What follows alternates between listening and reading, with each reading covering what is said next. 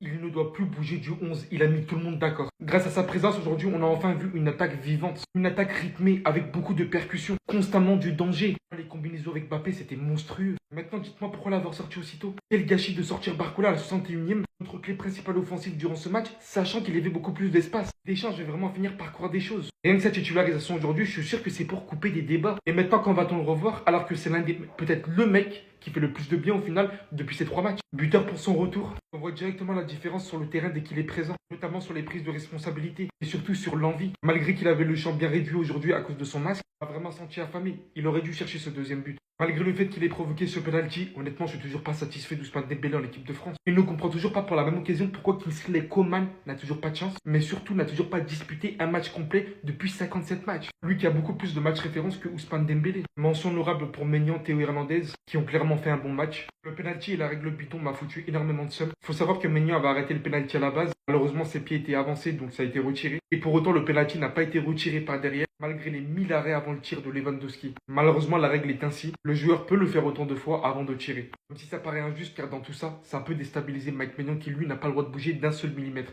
C'est une dinguerie. L'équipe de France qui finit deuxième de son groupe, on peine toujours à retrouver offensivement, qu'on se le dise. Un but contre camp plus ce but aujourd'hui sur penalty, c'est très faible pour l'animation offensive qu'on est censé avoir. Et c'est pas du tout bon signe pour la suite. Leur grand-mère, c'est bien fait baiser. Hein. On s'est bien fait baiser. On finit deuxième derrière l'Autriche. La triche, hein. La triche, bande de sales merde. Bande de sales nuls. L'équipe de France, l'équipe à 2 francs. Hein. Je vais aller péter un écran de cinéma. Voilà. Voilà que c'est pas possible.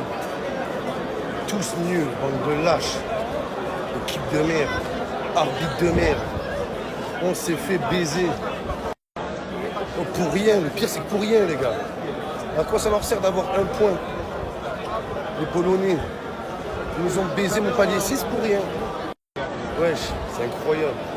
Ils ont un point. Même la lettre I, elle a autant de points que eux, ces clochards. Le U de Undogan, les gars, il a plus de points que Lewandowski. C'est pour vous dire, c'est dingue. C'est honteux, voilà. Clochard. Le U de Undogan, les gars, il a plus de points que Lewandowski. C'est pour vous dire, c'est dingue. C'est honteux, voilà. Le seum. Le seum. Déjà, j'étais pas du bon côté. De toute façon, vous allez voir dans le vlog. Un but partout, France-Pologne. Ils s'étaient disqualifiés déjà. Ils nous ont tenu tête. Ils font le match nul. Le seul but qu'on a marqué, c'est sur penalty et sur un but contre son camp. Ça veut dire que dans le jeu, on n'a toujours pas marqué. C'est triste. C'est triste. Pourtant, aujourd'hui, on a vu Barcola. Hein. C'était premier heureux. Et ça a bien fonctionné. On a pu voir des petits automatismes avec Kylian Mbappé, des petites talonnades, des petites feintes de frappe, des petites PlayStation. Et malheureusement, Mbappé, 2 fois, il tombe sur le gardien. À la fin, Ousmane, il fait la différence à la deuxième mi-temps. Par contre, très bonne deuxième mi-temps de la part d'Ousmane Dembélé. Hein. Excellent, franchement. Mis à part le centre bizarre qu'il a fait un moment au deuxième poteau. Mais sinon, c'est top. Il décroche le penalty, on marque. Et Deschamps décide de faire des changements. C'est logique. Mais les changements ont tué. Franchement, on va dire la vérité. Hein. Les changements ont tué la dynamique. Griezmann, il fait une mauvaise entrée. Giroud, il fait une mauvaise entrée. Kamavinga, il fait que glisser. Ça fait que c'est compliqué. Franchement, c'est compliqué. Les entrants n'ont vraiment pas fait la différence. Au contraire, même, ils ont nui. On va dire la vérité. Après, il y a le penalty du Pamecano. C'est vraiment où les Polonais, ils poussent. Franchement, si vous étiez à côté de moi, le public polonais, il poussait vraiment pour l'égalisation. Ils ont respecté leurs supporters. L'équipe de France, voilà, on connaît. Hein. Maintenant, on est du mauvais côté. On connaît les compétitions, comment on les joue. Hein. Au début, ça commence souvent mal. Après, quand on joue des adversaires sérieux, ça devient un peu mieux. En tout cas, un calendrier chargé nous attend. J'espère être là pour la suite de la compétition. Et on s'attrape bientôt. De toute façon, là, je vous sors quelques vidéos. Profitez et le vlog va sortir. Dinguerie. Un partout entre la France et la Pologne. Donc la France n'arrive même pas première d'une poule où il y a la Pologne, il y a les Pays-Bas et il y a l'Autriche. C'est l'Autriche qui arrive première de cette poule. C'est vraiment du grand n'importe quoi. Et Didier Deschamps, cette défaite-là, elle est pour toi. On va pas se cacher derrière le penalty. Les gars, cette défaite, elle est pour toi, Didier Deschamps. Comment te dire que ton coaching est juste cataclysmique? Les changements que tu as fait, ils sont catastrophiques. Tu sors le meilleur joueur, Barcola. Tu sors Dembélé en fin de match pour faire rentrer Colomboigny alors que tu as des commandes sur le banc. Le milieu de terrain, tu sors Kanté alors que Tchouaméni il fout rien. Tu sors que Tchouaméni à la fin du match. Donc vraiment, tactiquement, Didier Deschamps, il faut se poser des questions. En fait, il manage comment? Avec le cœur ou avec l'envie de gagner? Parce que je comprends pas. Colomboigny, il rentre pourquoi? Alors que tu as Coman. Barcola, il sort pourquoi? Bref, en tout cas, c'est très très honteux de finir deuxième de cette poule. Après, c'est vrai qu'aussi la règle du penalty, il faut la changer. C'est pas normal qu'un gardien soit aussi pénalisé alors que le tireur, il peut s'arrêter 50 fois avant de tirer. En fait, c'est de la logique. Mais je pense que la règle, elle va évoluer. Quand tu as un joueur qui marque l'arrêt, comment tu veux que le gardien il bouge pas? C'est quoi? C'est un 2-3 soleil ou quoi?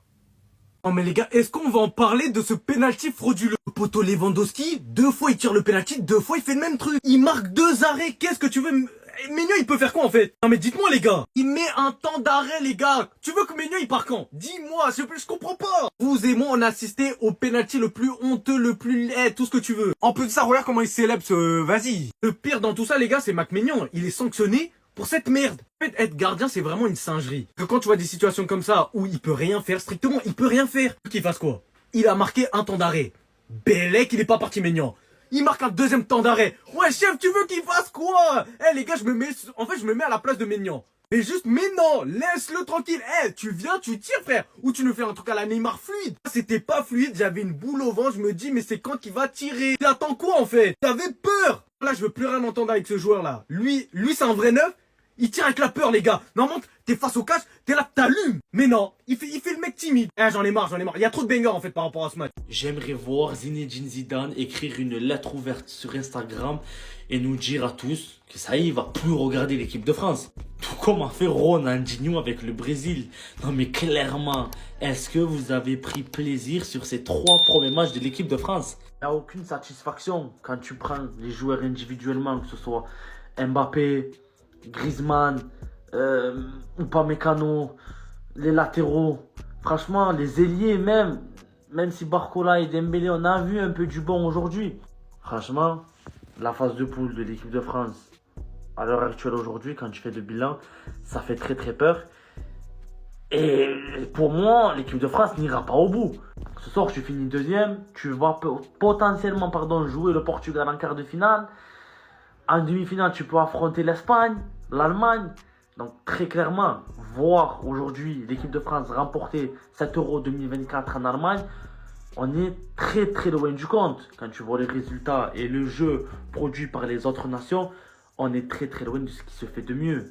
Les Espagnols, les Portugais, les Allemands. Franchement, ça va être très compliqué de voir l'équipe de France faire quelque chose dans cet Euro 2024.